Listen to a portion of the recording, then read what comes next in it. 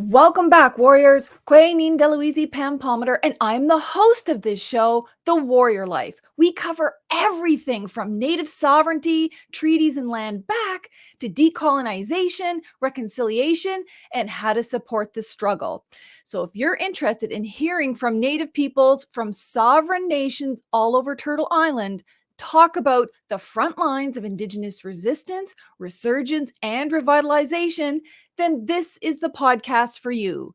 And today's podcast is with someone you'll all know. He's literally omnipresent. He's an award-winning journalist who, at least according to his Twitter, claims to be a big fan of fry bread. So stay tuned, all you fry bread lovers out there. This is going to be a great podcast.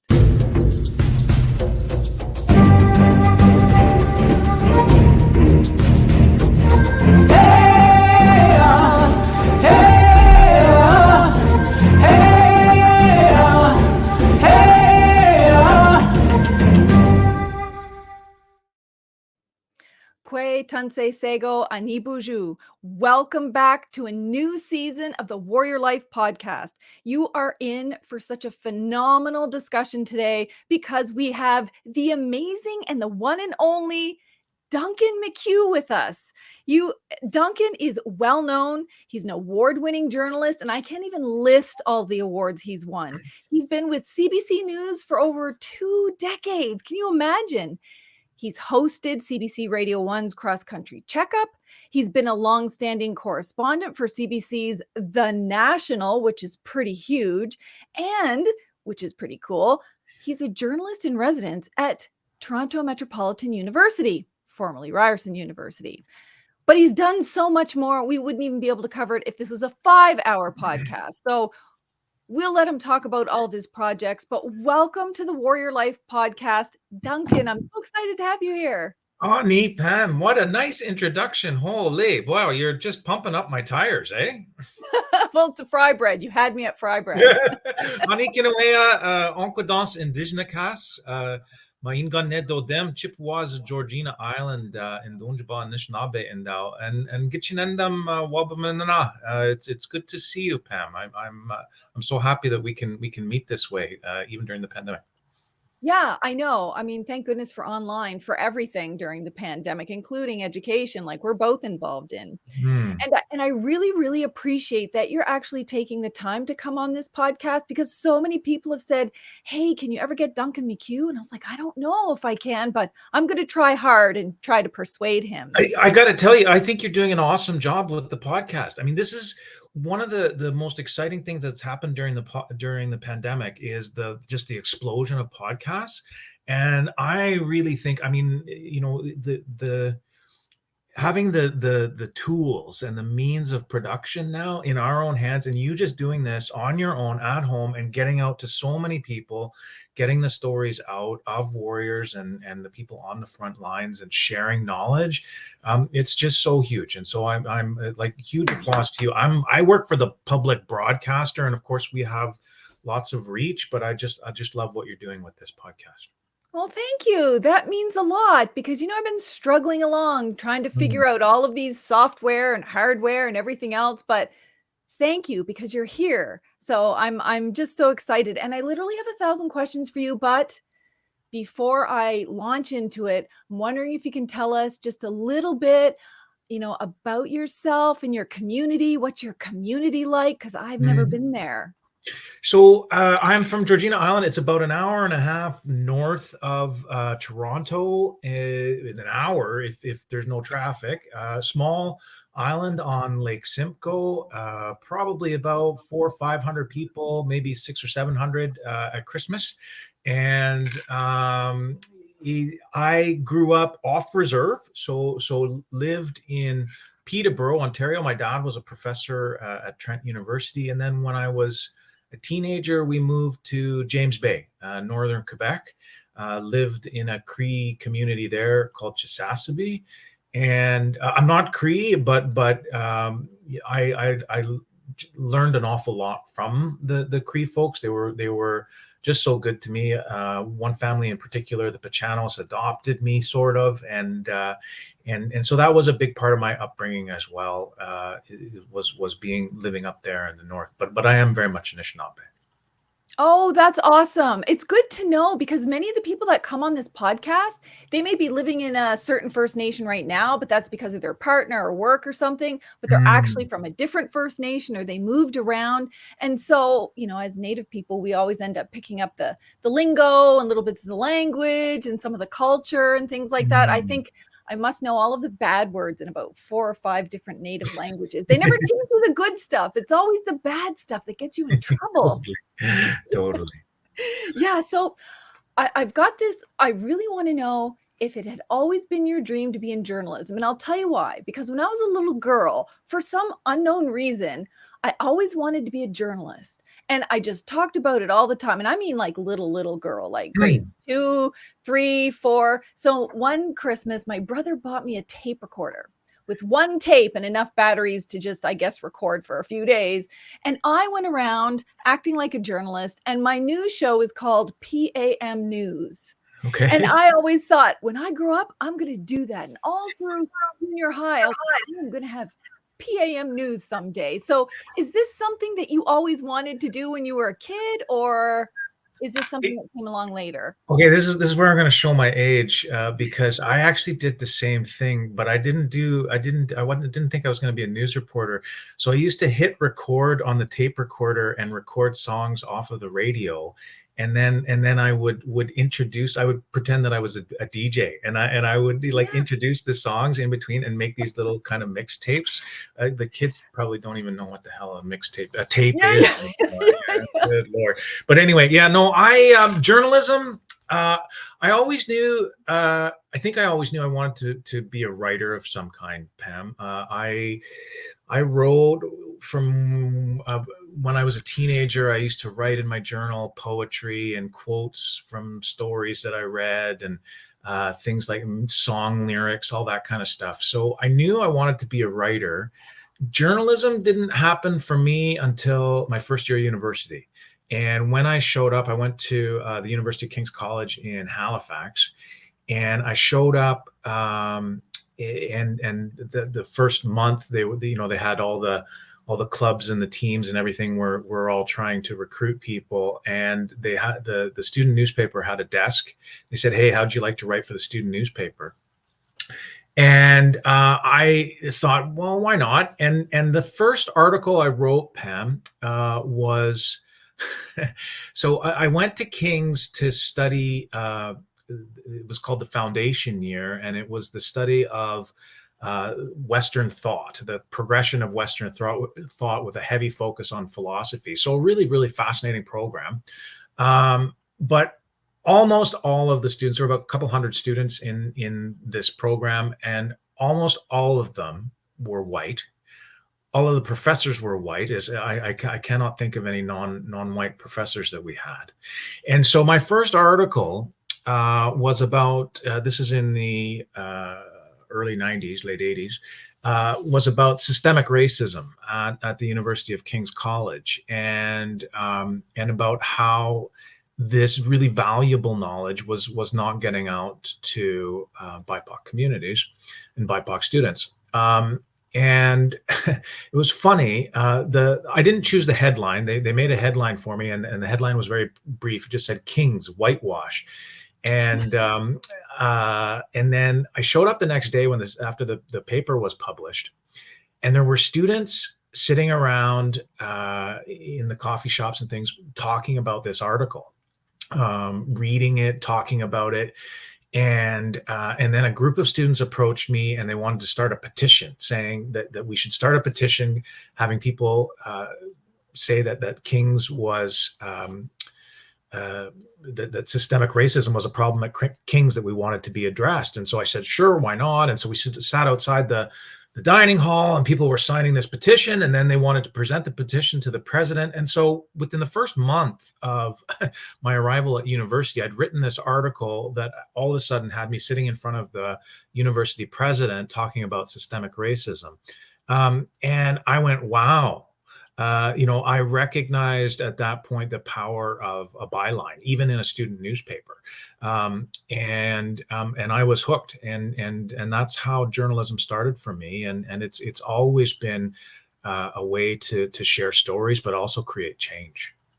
Yeah. Well, and I went to part of my university in Halifax too, and King's College is Hmm. like right there by Dalhousie University. So that's really, really cool, you Yeah. know? Um, so, talking about that, your educational journey. So sometimes when I have people on here, they're lawyers. So their educational journey was always very focused on law, for example, or someone else was very focused on education because they became a teacher.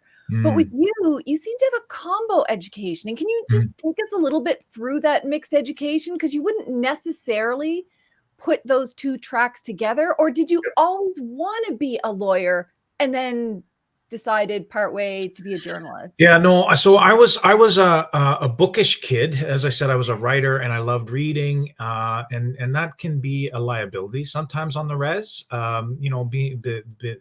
Being being on the reserve and being a nerd. Yeah, I It, hear you. it sometimes we don't get treated the best.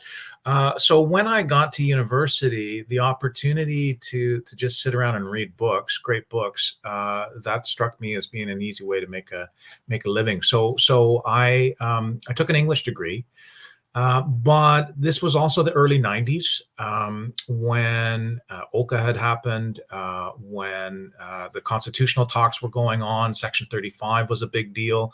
I spent my summers working for the Union of Ontario Indians, or Anishinaabeg, and it bothered me that I could see that the chiefs were always turning to the lawyers at that time.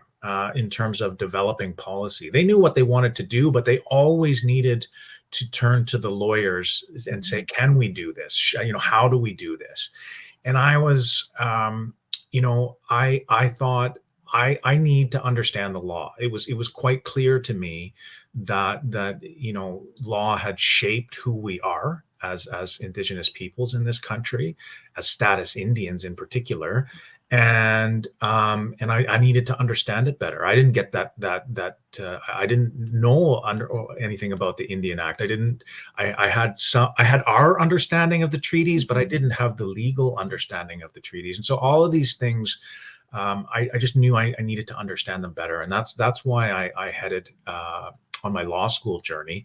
I headed out to British Columbia because, of course, UBC has had this long-standing First Nations legal studies program, and there were 20 Indigenous students every year in law school at UBC, and so that became a formidable part of my education, for sure. I was never sure that I wanted to be a lawyer. I did get swept up in it a little bit, but I didn't go to law school thinking I would become a lawyer.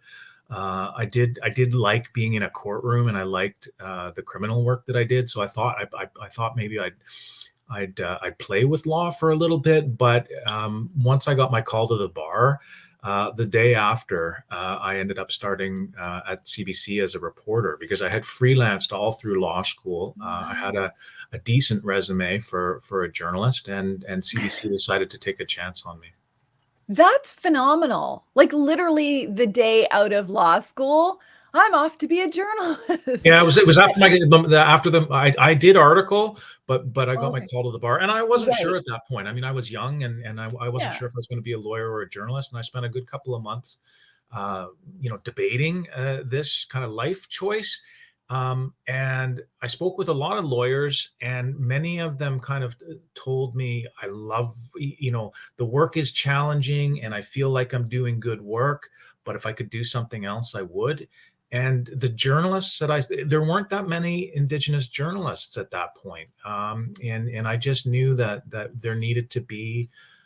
I was tired of watching the Mhm. news and not seeing our stories, or the only stories that would show up would be when we went to the blockades. That conflict, but the Oka crisis shaped kind of the news coverage so much in the 90s, and so that would seem to be the only time that we could get on the news, or if there were these immense tragedies, and so it was either pitiful Indians or warrior Indians. That were the only portraits that we ever saw of Indigenous people on the news. And again, I wanted to be part of that change.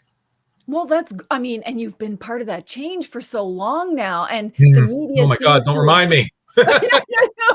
yeah, relatively speaking, right? Of course, you're gonna be here for another 80 Yeah. years, so we're all good. We're all Yeah. good. But, you must find that law, just having a basic knowledge of the law or the skills about how to do legal analysis or how to understand law, that's got to be an asset as a journalist, given that so many of the things that we're talking about in the news these days are bills or legislation, policy, treaty rights, and all that kind of stuff. I think when I first started at the CBC newsroom, they thought I would become a court reporter with that kind of background, but I actually had very little. I was a TV journalist, and TV is notoriously hard for court reporters just because we don't have access to visuals. Um, but here's the thing, Pam. I mean, you must also shake your head when you read some of the news stories looking at Indigenous rights in this country, because so few journalists do have a background in the legal issues Yeah. which have permeated, the discussion of Indigenous policy.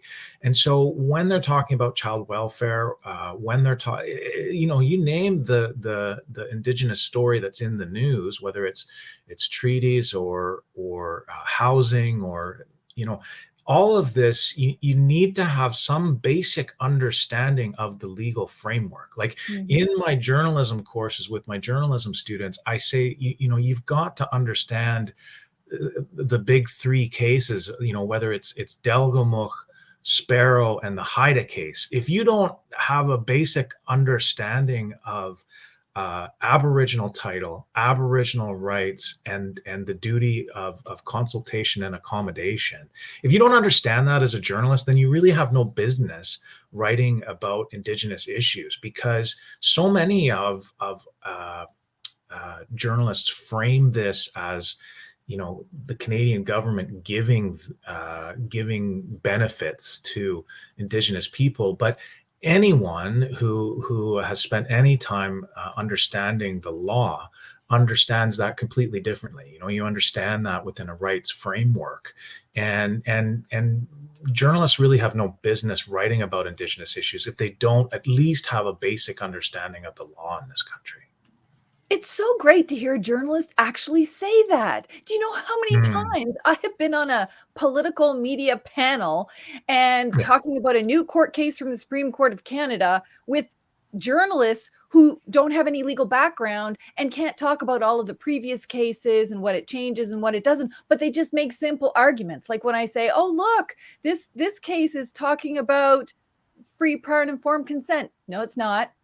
It's like, yeah, I can quote you the paragraph. No, it doesn't. And I'm like, why am I paired with at least have a journalist who has read the cases or is interested in the law or can add something to it? And obviously, it's not like that all the time, but that's very frustrating because that whole process is supposed to be educating or informing the public. How, Yeah. how is that educational? Just if you respond like, no, it's not, it makes it look like I'm just making it up or something, despite the Yeah. fact that I'm a lawyer. And I just, Yeah. I agree with you. Like, do it, write about it, but have the background. Yes.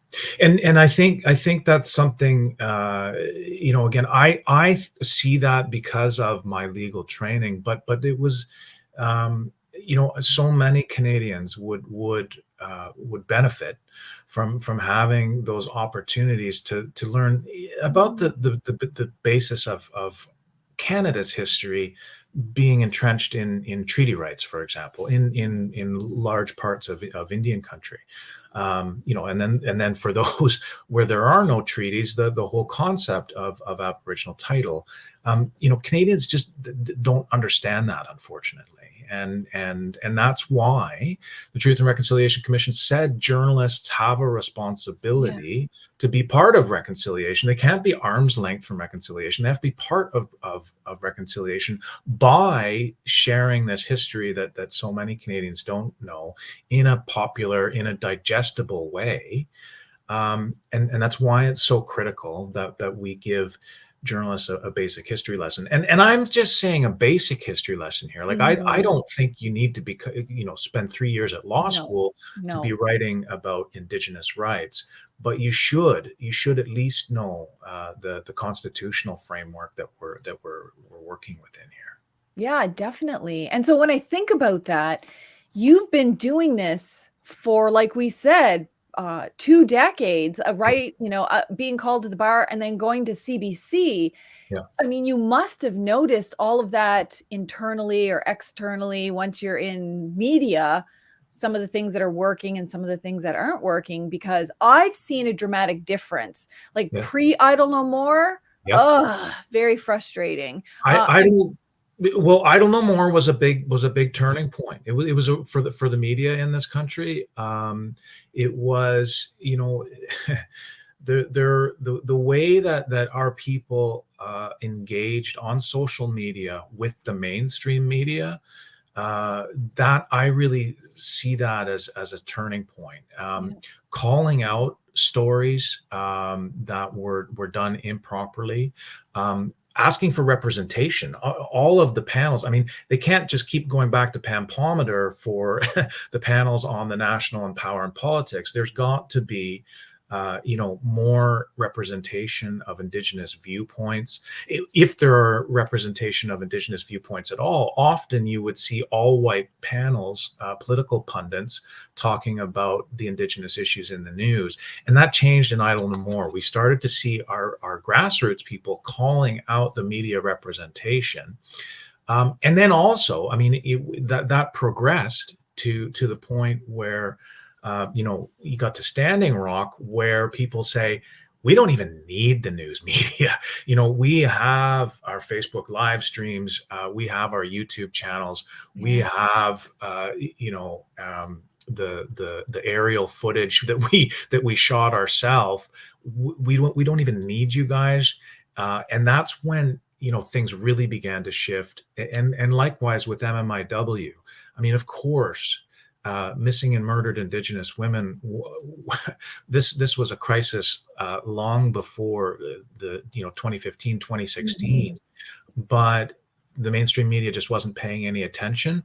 But because of the kind of vocalization that we saw on social media, from our grassroots people about this crisis of missing and murdered Indigenous women, we began to see the media taking notice. Right? They were like, oh, this is where the stories are, and more people. It became easier to find people who would speak about Mhm. these things, and so I agree with you. There has been a real shift. We're not nearly as far as we need to be in terms Mhm. of representation, either of the number of Indigenous journalists or the amount of stories, and particularly we've got a long way to go in terms of the quality of the story coverage.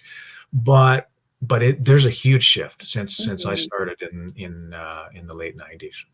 Yeah, I mean, and your point about, obviously Idle No More, they were desperate to talk to people. So they were talking to everybody and from all kinds of backgrounds. And you've Mhm. got this really diversity of voices. And some of them, they found that to be a conundrum. They Mhm. wanted a leader. They wanted Mhm. one singular spokesperson. They wanted, who is it that's organizing all of this? And it was, you're going to have to talk to the granny, and you're gonna have Yeah. to talk to the youth, and you're gonna have to Yeah. talk to the people on the front lines, because we're all doing our own thing here. It's an organic movement. And Yeah. then add to that social media, where social media has instantaneous news. And Mhm. that was something different. Before, you had to wait until, I don't know, 11 o'clock to see what's happened and all of. Now it's like, oh, look, I'm literally watching it Mhm. on Facebook live, and you're going to report on it some other time. And I don't know what you're going to report on, but I'm seeing it live for myself. And Mhm. I think that's just, I think the two can go hand in hand very well, and has gone hand in hand. At least they knew, well, who's talking and who's doing things, and who Mhm. who cares about all of this from social media. Like, I think my first interview with APTN was because I had written a blog, right? And I was Mhm. on social media, and it was circulating on social media, not because I'd ever been in the media before, but just One of the other really nice things, though, that I've seen in media coverage in the past, even just 2 years, Pam, is that because of social media, I see the types of stories starting to broaden, and so I'm seeing more humor. I'm seeing more joy in Indigenous news coverage now from outlets like CBC, Indigenous, APTN, and others.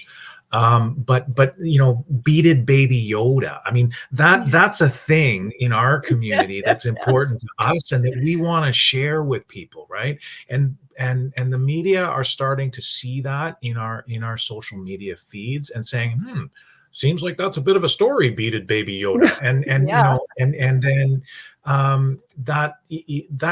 those kinds of stories, whether it's about our sports Mhm. or our the many kinds of things that are important to us as Indigenous people, they're starting to make the mainstream news, and that's giving a broader portrait of who we are. News is more than just warriors and victims, and this is Yeah, something yeah.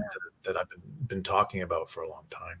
That's what I love about social media. A video goes viral and it's of a little baby who's 2 years old doing the chicken dance at a powwow, Yeah, and it's got millions of yeah, views. You would never in a million years think that any television station would ever cover that, but because it's gone viral and it's everywhere and you can't avoid it on all your social media, then people are like, "Well, we better write a story about this." And it's cool and it's sweet and it makes yeah, you see us in all of the ways that we are. Like it yeah, could be a fry bread competition, it could be powwow, or look at all of the online dancing yeah. during COVID, right? We couldn't get Mhm. together for our powwows. So they did that, and these things become stories. And Canadians are like, oh, look, these are human beings with Totally. wonderful things and cute things and funny things. And I just think that's it's been such a blessing. And I don't know Mhm. that that would have come about even post, I don't know more without the social media virality kind of things, from Yeah. TikToks and Vines and all of that.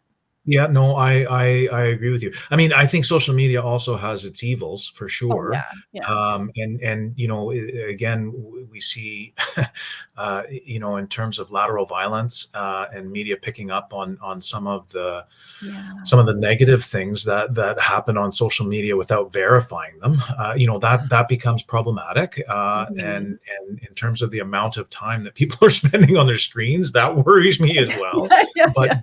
but again, this is I see a lot of positives in terms of just us being able to broadcast literally our stories Yeah. to the world, and finally legacy mainstream media organizations starting to pay attention. So your journey at CBC is Mm, always going and evolving. So, you're on the national, you're doing other mhm. great things at CBC. And then, now that the world is transitioning into things like podcasts, now there's a Yep, CBC podcast, right? It's like you better get yep, on the bandwagon. And then yep. here you come with this phenomenal podcast called Cooper Mm. Island on CBC Podcast. Can you tell me how that came about and just tell the listeners, if they haven't already listened to it, what it's about? Yeah, so Cooper Island is an 8-part podcast about a residential school in British Columbia that was on the island of Penelakut. It used to be known as Cooper Island. It's just off the coast of Vancouver Island. It operated for nearly 100 years. And CBC approached me not long after the announcement by the Tecumloops Secwepemc community about the quote discovery of graves or possible graves at the Kamloops Indian Residential School, and said we would like a podcast about residential schools, just period. That was kind of what they asked for. Are you interested? And as I said, there were in the days and months following. I mean, you remember, Pam? It was just community after community after community announcing that there were also unmarked graves at their former residential school sites, and Canadians.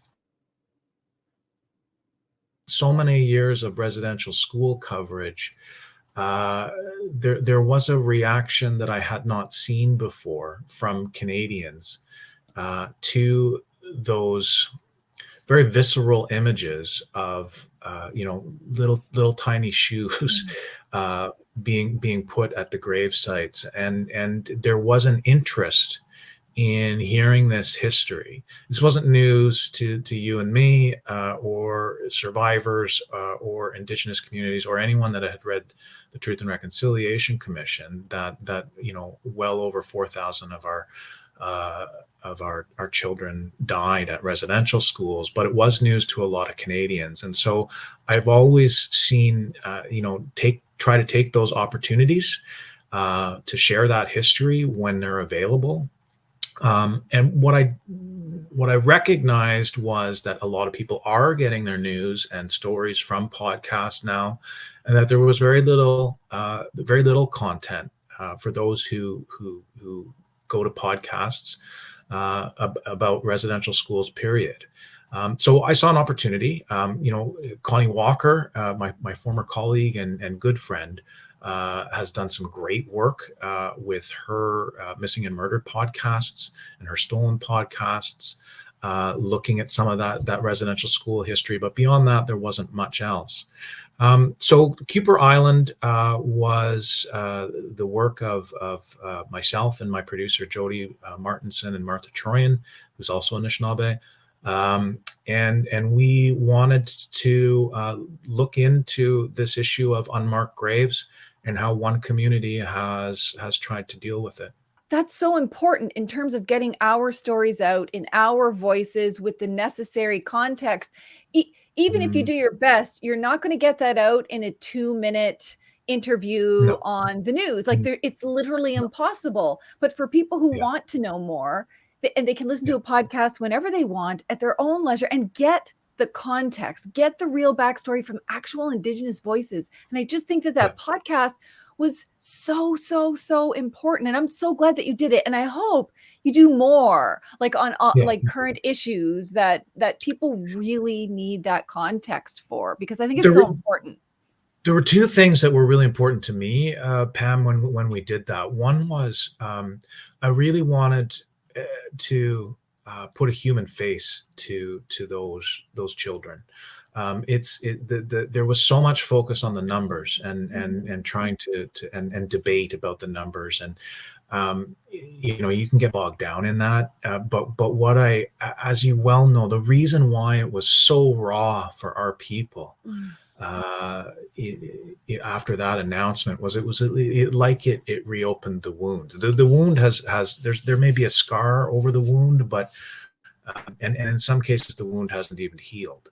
But so I really hoped to try to put a face to some of those children, and we were very lucky to have 3 survivors, Belvy Breber and James and Tony Charlie, who were so open to sharing their journey and their healing journey with us, and also that enabled us to tell the story of one young boy who passed away, Richard Thomas, at the Kuper Island School, and just to show the devastating impacts that his death had on the Thomas family was really important, I think, to help people understand and get beyond those numbers and recognize that those impacts are still rippling through our communities today, right? This may have happened 50 years ago, but it's still impacting people today.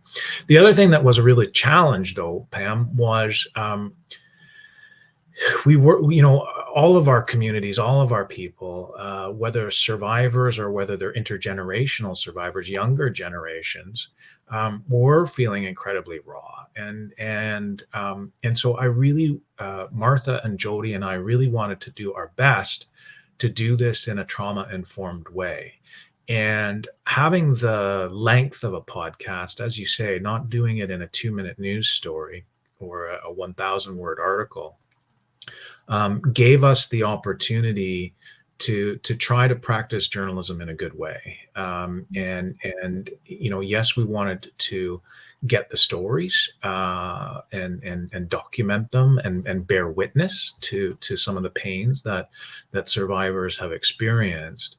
But we also wanted to make sure that we didn't do any further harm. And that was a tricky balancing act, I have to say. As you know, when you start to get into this deep traumatic history. Um, I'm not a psychologist. I'm not a Mhm. counselor. I don't have that training. And I often worry by digging around. I worry about extractive journalism and people that go into our communities with sometimes well-meaning. I'm not disparaging Mhm. journalists. I don't think they're all vultures, but when they start asking about difficult subject matter that Mhm. can be very traumatic, they leave. We all leave. Journalists leave, and we go off and do our stories. And not enough people are taking the time to make sure that the people that we've just spent a great deal of time putting under the microscope, how that's impacting them, and to make sure that they're doing okay. Well, I think that's important, and I'm glad that you've raised those issues, things that journalists need to be aware of when reporting on Indigenous issues, because one of the things that I always found to be a valuable resource is this website that you created, and I think it's Mm. called Reporting on Indigenous Communities. Yeah, that's Yeah, right. So yeah. how did you get that together? We were talking about Idle No More, but long before Idle No More, I mean, the CBC recognized. I can't count the number of meetings that I have been to over the years of the CBC saying, how can we do a better job of covering Indigenous people? It seemed like an endless kind of conversation and often the wheels were spinning. But oh gosh, well over a decade ago, we were having that kind of meeting, and it seemed obvious to me that one of the reasons that our non-Indigenous colleagues at CBC were having a challenge when it came to being sent out to First Nations or Indigenous communities, was that they just didn't feel comfortable. They felt like fish out of water. They didn't have that history. We talked about Mhm. the lack of education. Many of them recognized that they weren't aware of the cultural protocols. They didn't have the basic history of our politics. And so I got a fellowship at Stanford University for a year and decided to put together a guide.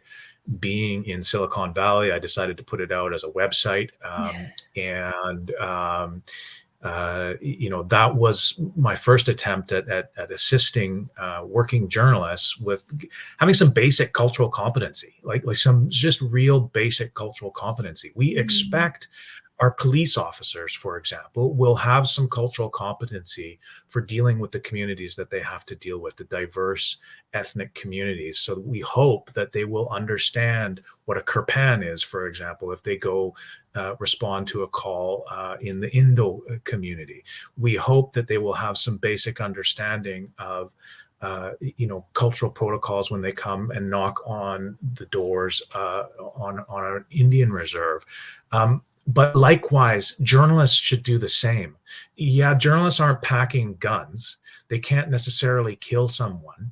But you know what? The damage that journalists can do by getting it wrong and not having some basic cultural understanding of the communities that they're reporting on, the damage can be immeasurable in terms of shaping public opinion, in terms of Mhm. the perception that we as Indigenous peoples and Indigenous youth in particular have of ourselves when we see ourselves misrepresented in the media. So this is why I believe that all journalists should have some kind of cultural competency in the communities that they're serving, and that's what I was hoping the guide would offer. And there's actually lots of resources. So for anyone who hasn't seen this website, go to the website, because if Mm. you have a specific question, you can click on the question and then you Yep. get a bunch of information. And so it's very user friendly. Mhm. It's a safe way. Some people don't want to ask questions, some people don't want to, they don't know how to engage in that, so they can actually go and at least start their learning journey about what they're going to do, especially students. I'd say students would benefit So greatly from that. So I wrote it initially for working journalists, and it's kind of, it's very plain language and sense of humor, that kind of thing, because I know that journalists have a dark sense of humor and absolutely no time to read anything. So, but as it turned out, students and professors ended up being kind of the biggest market for this site. I was just getting flooded with student requests every year, and so that's why it badly needed an update. I didn't, I kind of did it off the side of my desk, Pam, and went back to my business of being a reporter. So this past year, I worked on updating it, which it badly needed, but decided to release it as a textbook. And so it's yes, there, there you got it. So Oxford Press is released it, and it's called Decolonizing Journalism. And much of that original guide is in there, but there are updated parts about, for example, trauma-informed reporting, use of social media. And then also much of the original guide was kind of written from my personal experience as a journalist, with what little had been written in academia about covering Indigenous communities. That's changed a lot in the past 10 years. So there's more updates on things like objectivity, for example, the debate over objectivity. But also, I also had a chance in this textbook to sit down and talk with just some of the top Indigenous journalists in Turtle Island. So Connie Walker, Tanya Talaga, Mark Trahant, I'm going to blank on all their names, Walgijig Rice, Merelda Fiddler Potter, Juanita Taylor. Just had some great, Tim Fontaine, of course, of Walking Eagle News, had some excellent conversations with them to get their perspective on their journeys in newsrooms and what they thought reporters needed to know. And that, to me, I learned so much from them. And people that have reviewed the text just say, this is a gold mine for not just journalists either. I mean, I think it's very. I called it decolonizing journalism. My friend Tristan Atone called me out on that. He said, I don't know if journalism can decolonize. Why are you calling it decolonizing journalism? And for those, who are familiar with Frantz Fanon, yeah, okay, the journalism isn't getting blown up, mainstream, that's not happening.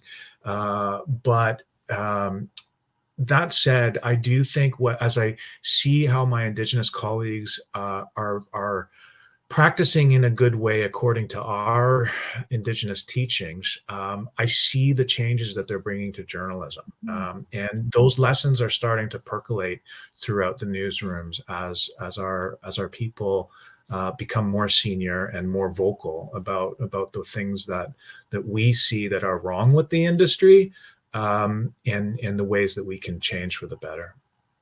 Exactly. And I have to tell everyone, I got this maybe 2 or 3 days ago, and it has been impossible to put down because of the way it's written. I expected it just to be like a journalism textbook, like some of the other ones that you read, very technical or on the professional side of things. But you look at it, and at the very beginning, you've got context. Just like, yes, thank you. Before you can even start talking about journalism with Indigenous peoples, how about a little context?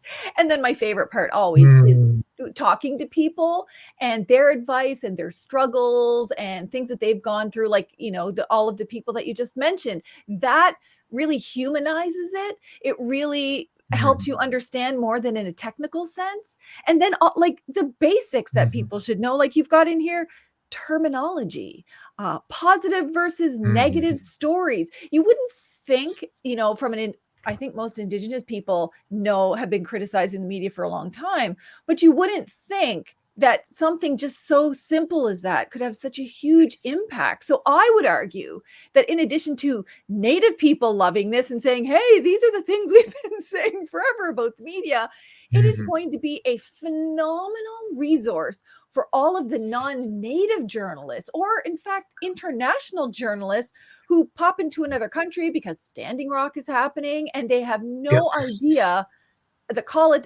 context, the politics, the culture, any of it, because they're even worse from being outside of the country. So this is going to be the best resource for decolonizing journalism for Native people, and not just So, that.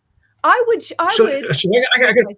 yes. I'm I have that gonna too. put so this one is by the side of my desk. This is Greg Young Ing's Elements of Indigenous Style, and so you talked about yeah, you got it too, and I'm so sorry that we lost Greg because this is such an important thing, but Yeah. again, I do hope that my textbook will also be helpful in the way that Greg's is, in terms of emphasizing to writers, like not just Yeah, journalists. yeah, yeah. My textbook is a journalism textbook, but it's about Greg's book is about relationships and the importance Mhm. of relationships, and so is mine.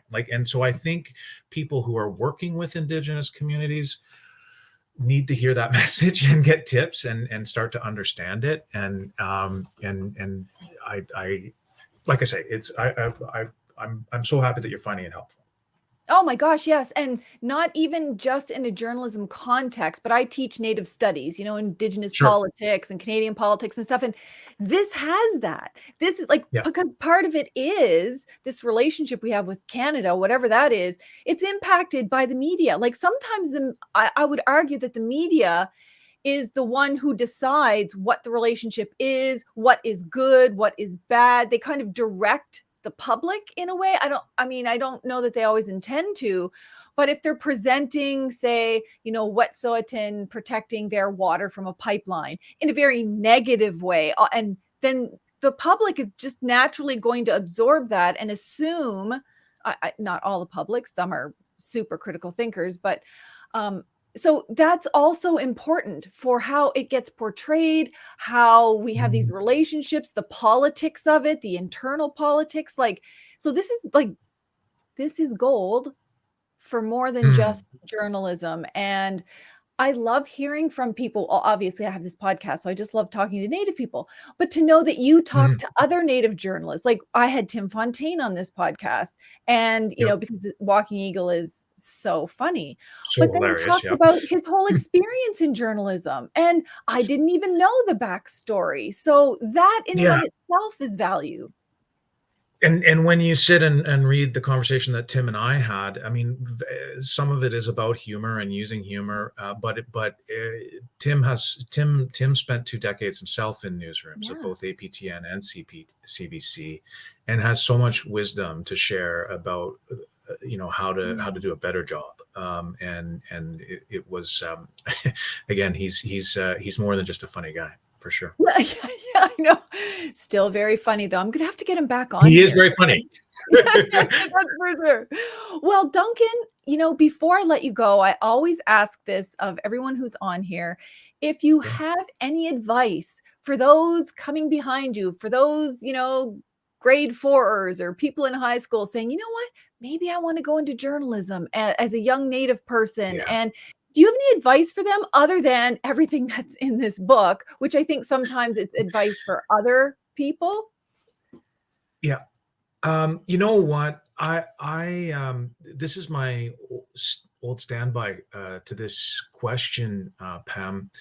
I think you will always be served well if you're interested in journalism to just write. Whether you want to be a print journalist or not, whether you want to be a podcaster or not, whether you have the gift of the gab and don't think that you need to know how to write. We are in the communication business, and I certainly appreciate those, the oral storytelling traditions and those traditional modes of transmitting knowledge. But if you're going to be in the media business, you're going to need to learn how to write, and you're going to need to learn how to write well. And so, if you want to succeed, the best practice for writing is to do it, is to write every day if you can, to open yourself up to editing, to have people say, hey, this is working, this isn't working, and to rewriting and rewriting and rewriting again. I'm a big believer in shitty first drafts. I write a lot of them. Holy cow, do I ever write a lot of them? But that sitting down and active writing is a Mhm. way, like when you're staring at that blank page and you have stories inside that you're just dying to tell the world, but you're staring at that blank page and saying, "Oh my God, how am I? What am I?" And then the next day you're staring at that blank page, and the next day you're staring at that blank page. That's a terrible, terrible place to be. Yeah. But actually, the act of writing is a way to try to break that log jam, right? Mhm. Like to try to just break open that well of ideas and those things that are in your heart. Yeah. Sit down and just pound them out as fast as you can. And it doesn't matter. 99% of it may be garbage and nobody needs to see it. But the act of writing actually does something of bringing those stories out of you. And I encourage young people who are interested in the media business to write as often as possible, and that's a way of sharing your stories. Now you can tell your stories. I Mhm. there's this great I saw that TikTok is having an Indigenous boot camp right now, and I love the fact that we've got so many Indigenous TikTokers out there, young people who are telling their stories that way. But again, they're writing things down, and I think you need to how to write in bullet points in ways that make people laugh and make people angry, upset if it's something that upsets you. Um, that's my big tip of the day is just write, and edit. Yeah, I think that's great. Write, edit, and then don't take it personally when people do a whole bunch of edits or make a whole bunch of suggestions, because honestly, that's how you learn.